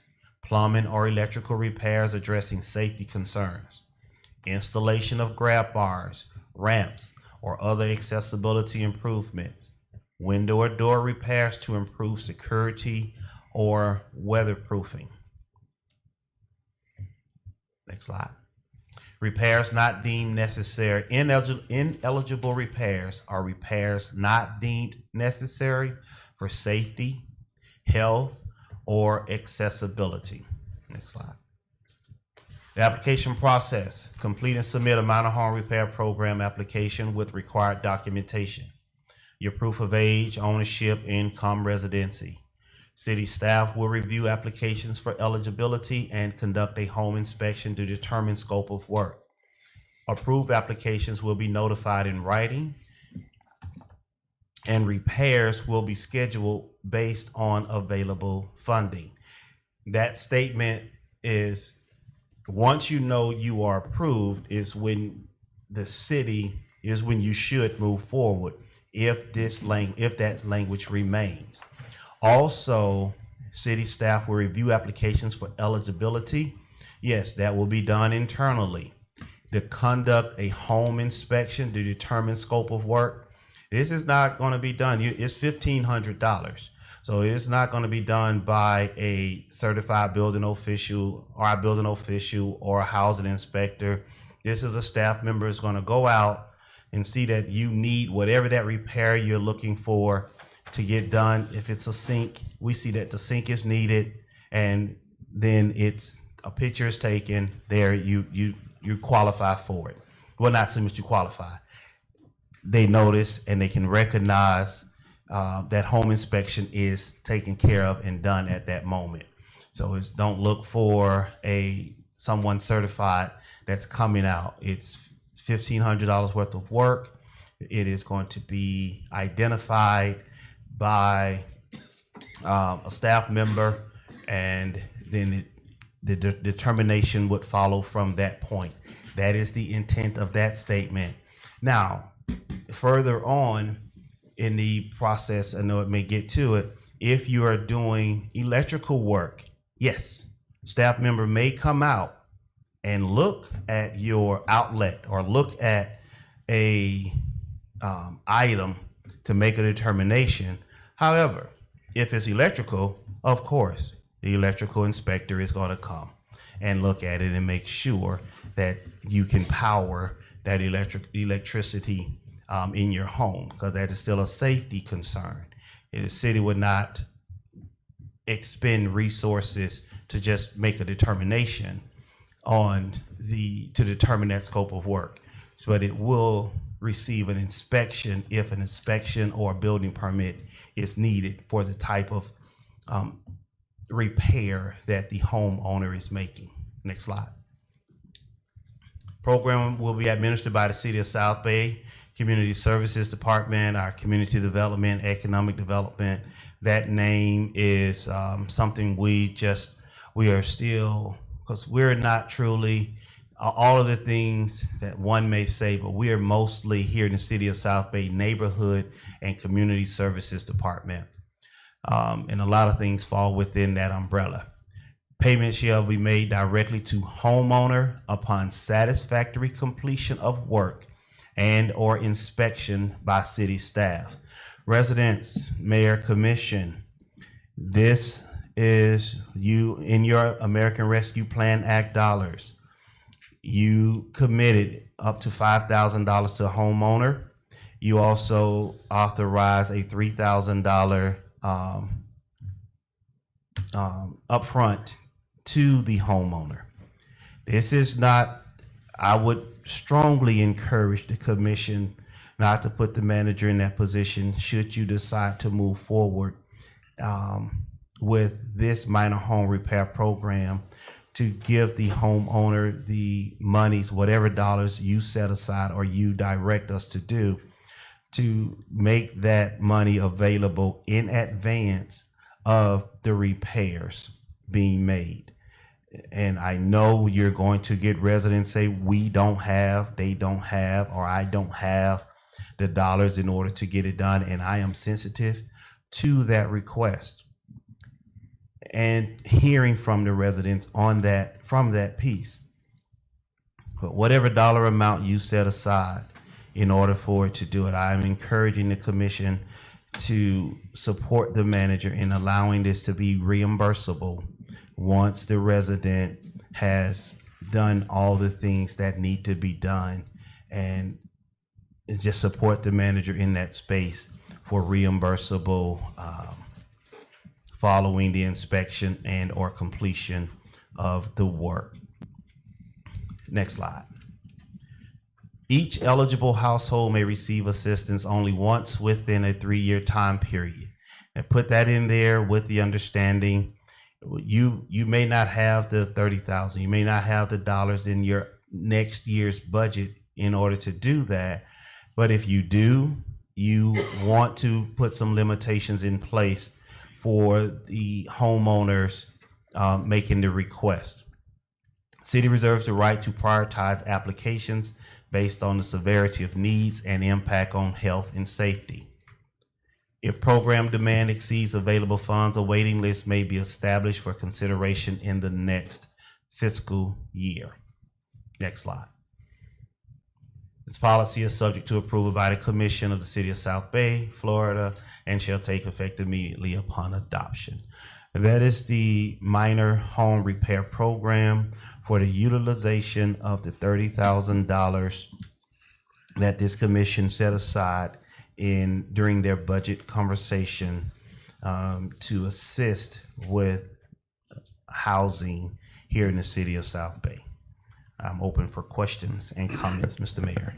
Thank you, City Manager Cameron, per your report tonight, sir. Commissioner, do you have any questions in reference to the amount of home repair and roughly $30,000 that was allocated by this commission through our budget? Commissioner King. Yeah, just one of mine. The part about the inspection or the completion of the work. The inspection means the inspection from the city or the inspection after the work has been completed. If you would go back to that slide for me, Ms. Verdugo, please.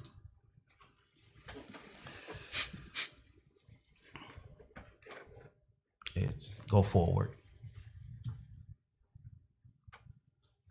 City staff will review application for eligibility and conduct a home inspection to determine scope of work. Approve applicants. Is that part? That's the part you're speaking about? No, the one about the payment. Once would they receive the payment after the work completed and or after the work was inspected? It can be both, either or. If it's not something that's required to have a building permit, now it's when the work is completed and we are able to establish that the work is completed. If it requires a home inspection because a permit was pulled, it will be done after the inspection has been considered. So it's both. So it depends upon the work. Okay, thank you. All right, thank you, Commissioner King. Commissioner Poe? Yes, sir. Thank you, Mr. Mayor. Thank you, Mr. Manager. Just kind of piggybacking on Commissioner King, but just going to the next phase of it, which is, and I understand that you're asking us to support you with making this these monies reimbursable to the residents after the inspections. And you already mentioned that some residents are going to say that, you know, they don't have $1,500 to do it up front. And I believe we will hear that. I just want to hear more of why you would like for us to support you on that. Mr. Mayor, you should make it reimbursable from auditing, accounting, transparency, and I know that is the conversations that most municipalities and communities are hearing. I would encourage you to go in that direction from that space, to know that the work is being done and it's completed and to satisfactory. That is the space I'm coming from. But you're also wanting to do it so you can avoid any Inspector General questions and or comments, knowing that this item, one, the resident took dollars, did a repair, and or supposedly, allegedly, did the repair. How are you going to find out if it was really done? They are not required, if it's not a inspection job, to require to let us go in and see if it was done. Mr. Mayor. Mr. Mayor. So I know that I'm not sure if I fully answered your question, but Well, just when you said those IG, things. you answered my question. Those things I would strongly encourage. That's one reason why. Those are multiple reasons as to why I would encourage that to take place. But again, when you determine the dollar amount, you may sit here as a commission and say, we're only going to award $500 to the residents for whatever those eligible repairs are. And I $500, and please, residents, I am not, because I do understand $500 is a lot of money, depends upon how you're spending it and what you're doing with it. So I'm not minimizing that by any means. I am home when I make this comment. If we're making a home repair in the amount of $500, I believe that once we get to that point, the making of home repair of $500, we are able to make that adjustment and come back and get it taken care of. Now, I'm saying that in the most sensitive way as I make that comment. We're able to do so and get the get it reimbursed. Understanding that sometimes $500 is not always within reach. Not always within reach. So that is the statement that I'm making. Yeah. And my other question was, well, two thoughts, because I know you said staff would be doing, so there would not be the need for any additional employees for this particular program. No. All right. And lastly, what would be the selection process? It was on the last, I think, the second to the last slide. There. When you say, as far, I know it said, so requirements. Mhm. So you go to your requirement slide, and I'll dig into it a little deeper. Resident come in, 67-year-olds, check. They live in the city of South Bay, check. They meet AMI, check. If their repairs may or may not be eligible for the work, then that's a non-check. Right. So, but let's say that they do. Mm-hmm. You give the city manager direction. We're going to give $1,000 to the homeowner. We are finding 30 applicants. We get 35 applicants to come in. Right. How do we make the determination based upon that? Right. Who's the 5 applicants that may not get it? That's a good problem to have. I'm unable to answer that question because it may be one of these things that will exclude someone from that. And if it doesn't exclude them from it, then we have to make the determination first come, first served, the first one that's in. Oh, first come, okay. So your timestamp, you come in at 105 and the next one to come in at 107, and your 105 is where the $1,000 end, 107 you're excluded. You're first come, first serve. Think we should add that to the policy? It's in there. Okay. Good. Yeah, I'm good. Commissioner King? Thank you, Mr. Mayor. Mr. Manager, you were saying, fronting up the funds and reimburse, the homeowner, front up the repairs and then they, be reimbursed. And your concerns were, I guess, on keeping track of, the completion of the repairs, but you were stating that there would be a inspection before to determine the repair, and once the repair is completed, there's another inspection to, I guess, identify the completion of the work. Am I right? Correct. Okay. So being that most of our residents are on limited income and most of our residents can't front up $1,500 up front. So being that I say, that they are giving the $1,500 because you have staff that's gonna go in and inspect before, and they're gonna come in and they're gonna inspect afterwards to confirm that the work was done. Now, I mean, I need to stop you Okay. there because that is the misconception, Okay. and that is where we have a disconnect in the conversation. Okay. No, ma'am. It is, yes, that is a requirement, but if you've been given all the dollars, I don't have to call you in order to come and see if I did the work. You already have your money. We want to work that all the honesty is there.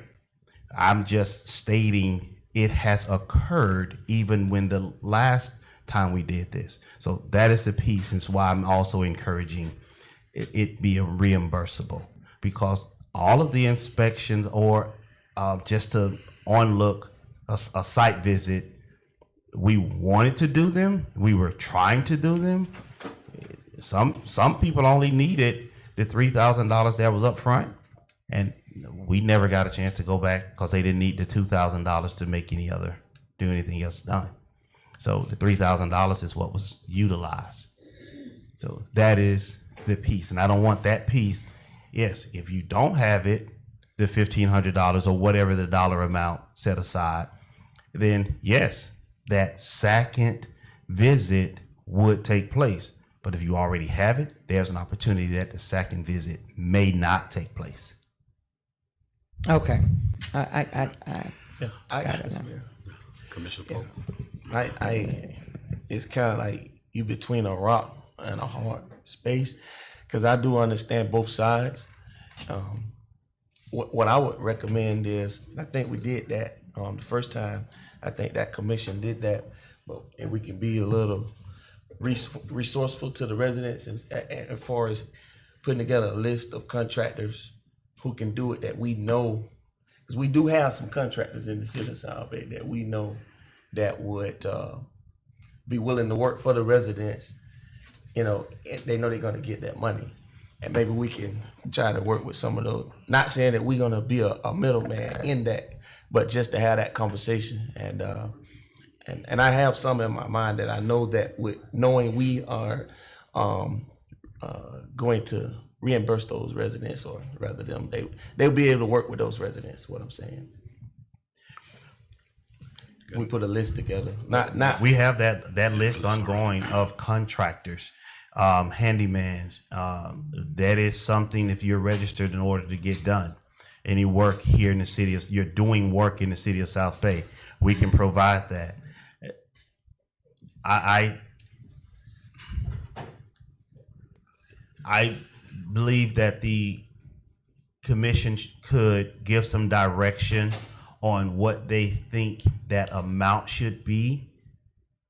to administer for what each homeowner should get or make application for, and that dollar amount may drive if we are hiring a handyman, a contractor, or that person that we know can install a toilet, and we're going to just pay that person for installing that toilet, which does not require a permit. Yet installing a toilet, as if you haven't done it, installing a toilet today is $750. That's from the purchase to the installation of the toilet. So just know that won't require a permit in order to get done.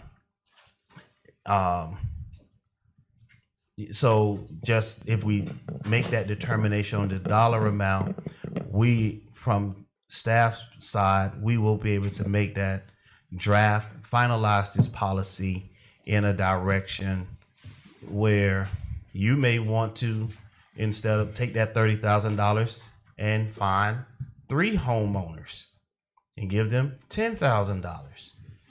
So it is you have $30,000 in order to make minor home repairs.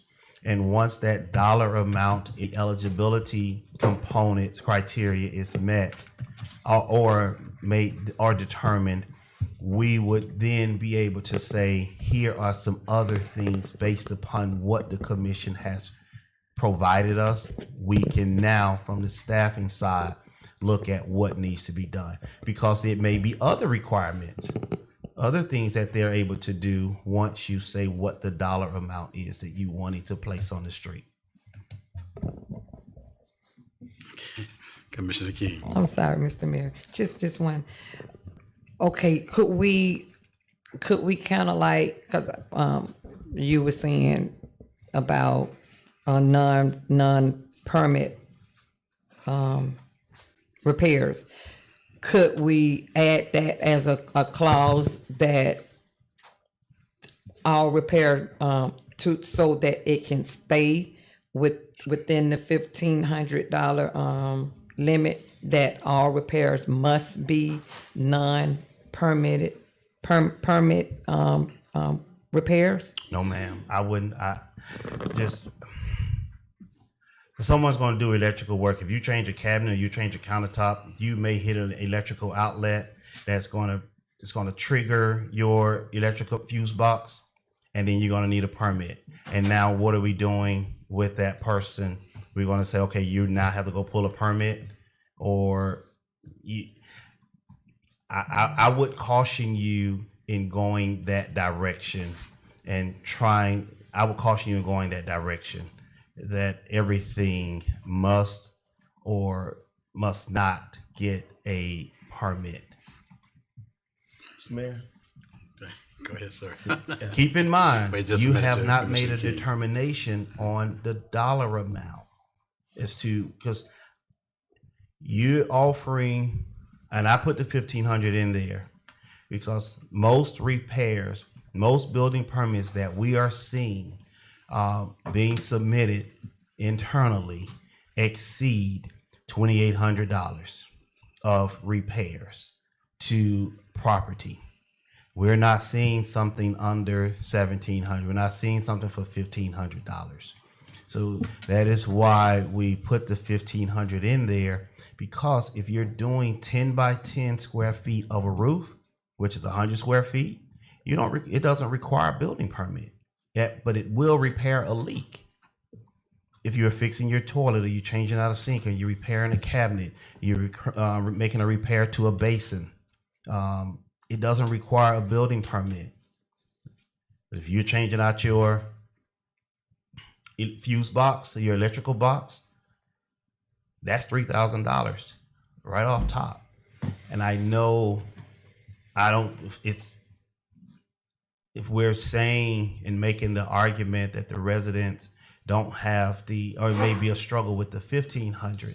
So to make the change out of electrical panel, that's a word, not electrical box, electrical panel for $3,000, that also may be a challenge. You just want to caution how you move in that direction as well. So I don't know if I'm answering your question. I am giving answers and scenarios based upon the things that we experienced between 2021 and 2023 with the American Rescue Plan Act minor home repair program. And there, what I alluded to was 700,000. This is 30. And you setting that dollar amount is the most crucial piece in this conversation for other components to fall in place with this initiative. Yeah, thank you, Mr. Mayor. I mean, the 1,500 looked good to me. That give you 20 residents. I mean, because you're trying to make it go as far as you can, and you want the residents to feel that they were able to accomplish something.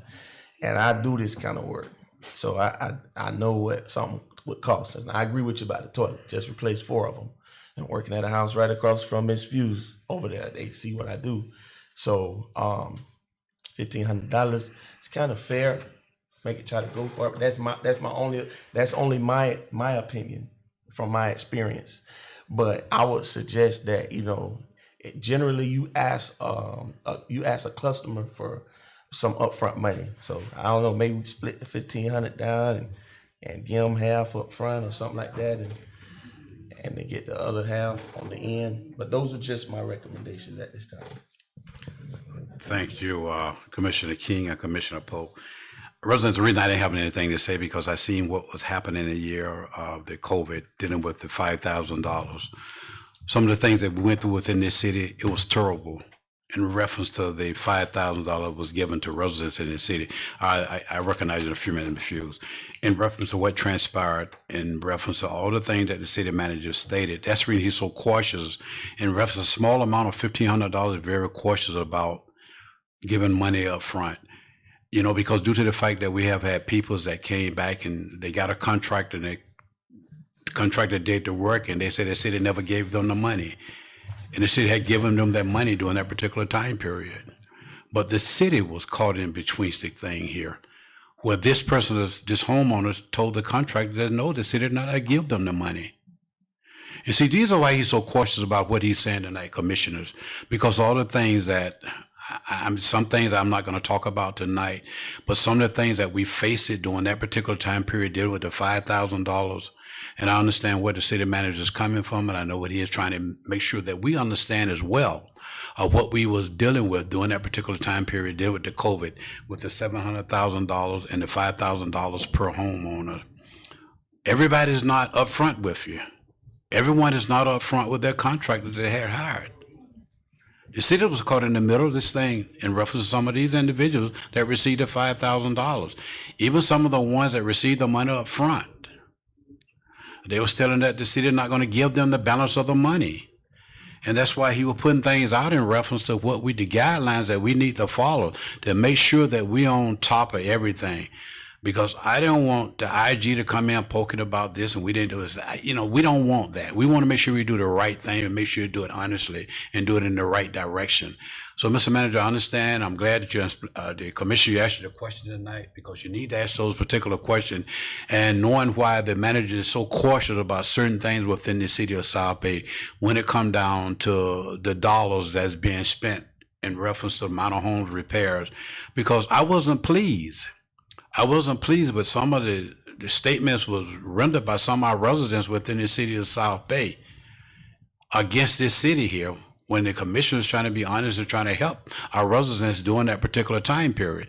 And it helped a great deal of our residents within the city of South Bay, it really did. And they were very, very pleased. But you got some people's not going to be upfront with you. Some people's not going to be honest with you about things. And that's the reason he's so cautious, Commissioner. Not that he's fighting against us, but he's wanting to make sure that we're very cautious about these $1,500 that we be giving out. And you asked some great questions, wonderful question that you asked, but you can have a clear understanding of what have taken place in this last $5,000 amount of home repair. Because when he came to my office and started talking about this and talking about that there, I just have to look at him. And then he got to call our attorney, talk to our attorney about this and talk to our attorney about that. So things took place during that particular time, Commissioner, you're not aware of it. But the city manager, the attorney, staff, and I, we went through some of the things that it should have never taken place with our residents in the city of South Bay that we tried to help during that particular time period dealing with their homes. But I'm not knocking nothing here, but I just want to make sure the residents know why he's so cautious about certain things because of what transpired during the year of the COVID, dealing with the $5,000 that was given to the commission. One thing, Mr. Manager, I want to go back to the eligibility criteria. How did we come up with the 67 years of age, may I ask?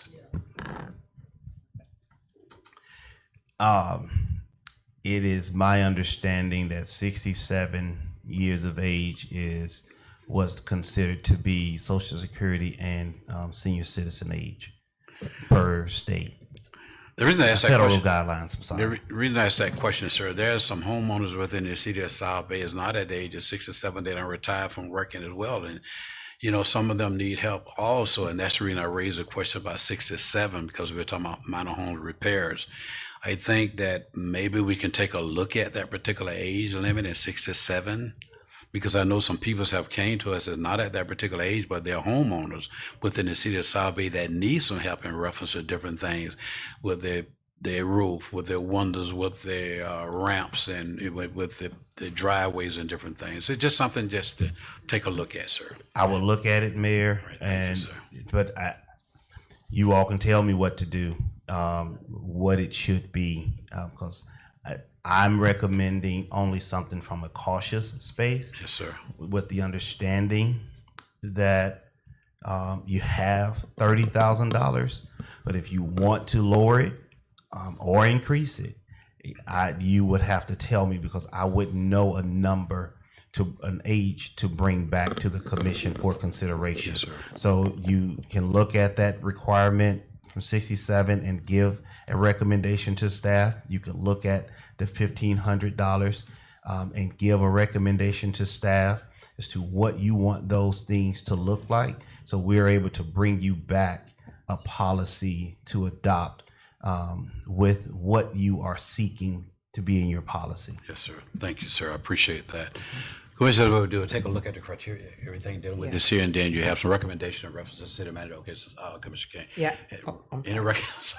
Any type of recommendation in reference to something we're trying to work with, let's bring it back to before the commission, the city manager. Commissioner King. Thank you, Mr. Mayor. I just wanted to make a comment on that age, and you were saying 67 because Social Security was my point. At, you know, the homeowners that on Social Security, that's their, you know, only means of income, and, you know, paying the $1,500 up front would be an issue with everything else that they have to, and now probably struggling paying. One thing, Miss Shields, I know you had your hand up just a few minutes ago. Okay, all right. Thank you, madam. I do. Yes, ma'am. I do appreciate that. Thank you. In addition, report, Mr. Manager. Well, I have more. I have two more items, Mayor, but right now. I'm sorry. No. Right now, the only thing about this item, Mayor Commission, I don't have anything to bring back to you, other than what's here. Yes, sir. In order to move this policy forward, but we could workshop it later and give you some time to work through those things and make some recommendations. But right now, we can move beyond it and bring it back, and it could be a workshop item in itself without any other at a following 6:30 workshop meeting in order for you to move forward. The reason I said, I'm glad you brought that up, sir, because I want to hear what the vice mayor have to say as well, sir. Okay, thank you, Mayor. Thank you. Two other items here. The commission has been made aware of we did a contract with Wynn and Sons for road repairs. You have set aside $100,000 in this year's budget for some rideability dollars. And when that contract, what we have, I can share this information with you in writing, but I also just let you know these are the areas. Northwest, these are the areas for seeing, let me make it real clear. The following assessment has been made in the Northwest section of the city to make some areas drivable. Staff will be recommending emergency repairs for the following with Wynn and Sons as the contractor that we've on the contract with. And here are the areas. Northwest 2nd Avenue and Park Place for $15,100. Park Place is the small roadway behind the Commerce Center, the old City Hall, Police Department, Post Office, old Post Office. Also near 206 Park Place for $11,900. 145 Northwest 3rd Avenue for $10,300. Near 170 Northwest 3rd Avenue for $12,700. Near these multiple addresses, 218, 226, 200 Northwest 3rd Avenue for $21,700. Near the 170 Northwest 2nd Avenue for $13,300. And Mayor Commissioner, I do apologize. I did have maps for you. Northwest 4th near the car wash for $5,000. And we're also going to look at the right there, Northwest 3rd near the Dollar General entryway and get that dollar amount to the commission. Get that dollar amount as well. But this is a total of $90,000 for the area within the northwest section of the city of South Bay to make some of those areas drivable here in the city of South Bay. So I just wanted to share that information with the commission. You will see Wynn and Sons coming out in the city in the near future, if not tomorrow, or Thursday, Friday, to begin looking at those areas. And Mayor, this is also for you and the commission as well. The last item from the manager, so make sure I got everything. I didn't forget anything. The last item, as you all know, we here in the city of South Bay, we started having conversations centered around ecotourism, our Village by the Lake project, the RV park, multifamily units, creating an opportunity and an atmosphere for ecotourism, generating some revenue, creating an entertainment area. We did have a job advertisement out. We received 2 applicants. There was a committee of 5. There were 2 residents that sat in on the committee. 2 residents, business owner. I can share with you, and I know she left. She was here to support the conversation. Is our postmaster. She did sit in on the interviews. We interviewed both candidates, and it is the recommendation of that committee, just to keep you informed. 2 recommendations. We either do a bid and try to make it a contractual service, or we go back out and get additional candidates. But I just wanted to provide that information for your information. But as this item is moving, I will bring it back to the commission and keep you informed. And Mayor, Commission, I have no other items. Oh, yes, I did. I do apologize, Mayor, not to talk so much. And I know I gotta share this piece. This is regarding Northwest 10th Avenue. I got an update today, and I wanted to provide the update to the commission. A very high level piece.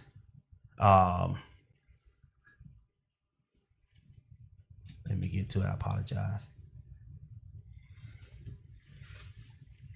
Her Homes LLC is the contractor awarded the project. Construction began in mid-April 2025, starting first with the main water replacement. As of October 2025, the new water main work is completed, awaiting final clearance from the bacteriological test and final clearance from permitting from Palm Beach County Water Utilities. Some clearing work has begun, had been done earlier for the water main, but the main road construction closer to the northwest second side began August 2025.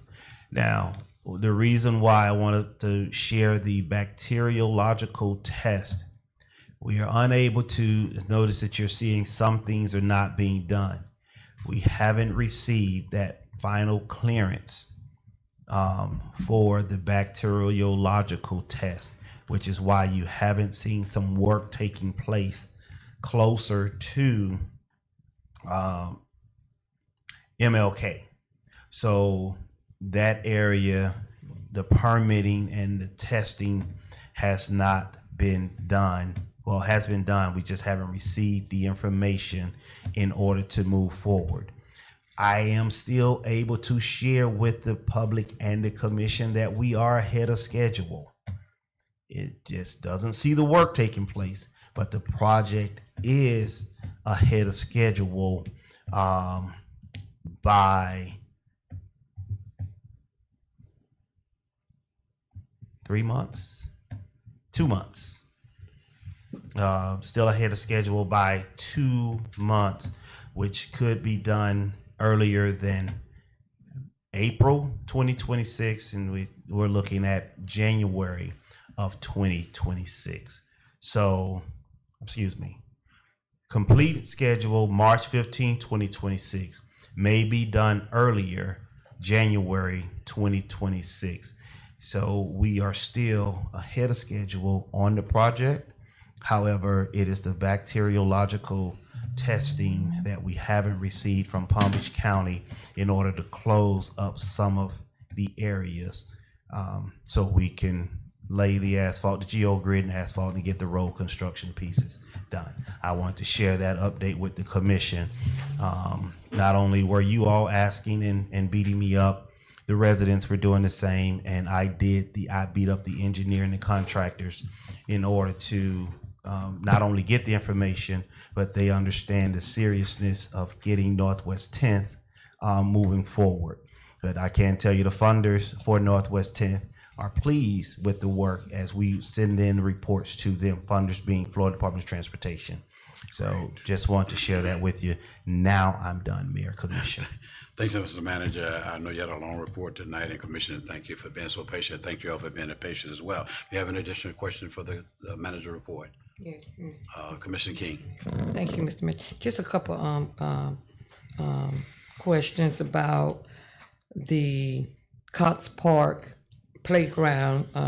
Is there any updates on the repair or the new equipment installation? No updates on Cox Park. It is one that's on the list. We will have some information coming to this commission. We have with last year's funding and this year's funding, we're able to put some things in place and possibly afford the playground equipment to take place in that area. But what I am more interested in doing, other than just installing playground equipment, and I need the commission support in this, if you have a recreation committee resolution, if you could bring some names and to just so we're able to reach out and let's figure out a way. It may not be playground equipment that's needed. It may be something else. Instead of us just spending $100,000 on playground, they may want to do something else. Well, I really would like to hear from the residents before we just install playground number 3 in that area. And so that would be something that is more advantageous, I think, versus just buying playground equipment. But if that's the will of the commission and us for us to move forward in that light, that is what we will do. But I'm more interested in hearing from the residents in that space for the playground instead of just doing that. Thank you, Mr. Manager. My next one is the beacon lights for the school zone. are there any plans on having beacon lights installed? Because we have the sign saying that, you know, this is a school zone, and lights, when lights are flashing at a certain period of time, we're in a school zone, but there's not a light there, because I'm seeing cars still speeding in the school zone. They're not understanding that the school zone starts down by the Little Giant store to the school, coming back from the school all the way to Little Giants. Some may feel that once they pass the crossing guards, they're out of the school zone.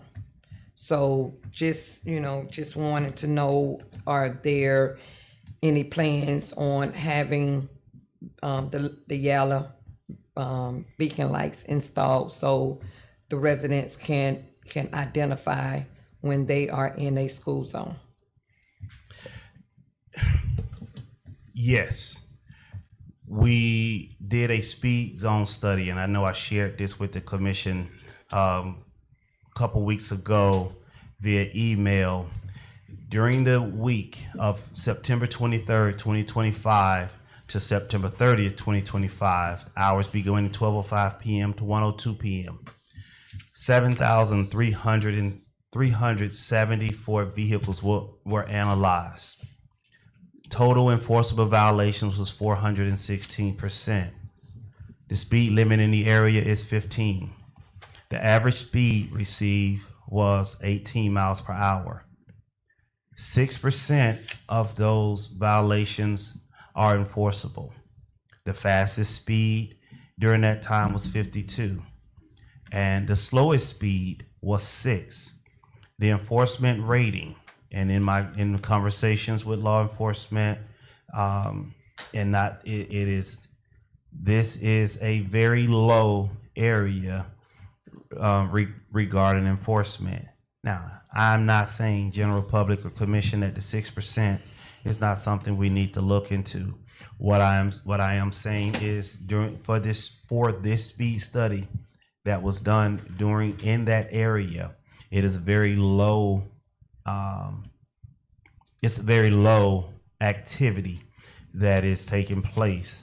And that 52, just so you know, it was one car that during that speed study that was driving 52 miles per hour. To answer your question regarding lights, we actually own the lights, the flashing lights in the area. We have some of the equipment here on property. It is some of the technology that we do not have to fully operate those lights, and whereas the sidewalks may need to be torn up and some groundwork need to be done in order to run the fiber optic to run those lights in that area. That is something I could tell you was not looked at when we did the work on MLK, just not being completely aware of it. We did install the bike lanes, but we did not install wiring for the fiber optics to run the latest technology for safety lights. So we have the equipment in place. We don't have the technology, the fiber optic underground in order to make those lights and the solar ones, some of the solar ones operational. Now, the solar ones that are out there, we have some of that equipment as well, but they don't stand up in court. Once if a citation is given, some of those lights are not standing up in traffic court, and the judge look at all of that information. So yes, it is something. I just gave you a long answer to your question, but I did not want to leave anything out. We have the equipment for the beacon lights. We have the speed study done because we wanted to get a company to come in and install some of that at their cost. However, with the knowledge that they have, they are not willing to take on that expense for the caution lights, for the cameras, for the license plate readers. There's like the companies that came and did the presentation to the commission. It is a low investment for them. So we have to now, staff is now reversing this decision on, let's see how we could get this funded in order to move forward. Because we were trying avenues that were more advantageous from a fiscal space. And now it's going to be on the burden of the city in order to ensure the continued safety in that area. Thank you, Mr. Manager. No further questions. All right, Thank you. thank you, Commissioner King. Commissioner Pope? Not really.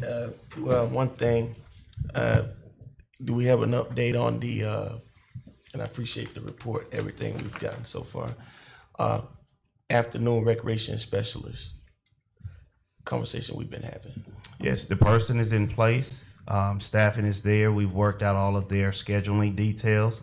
It is the activities there. I know Zumba is going to begin.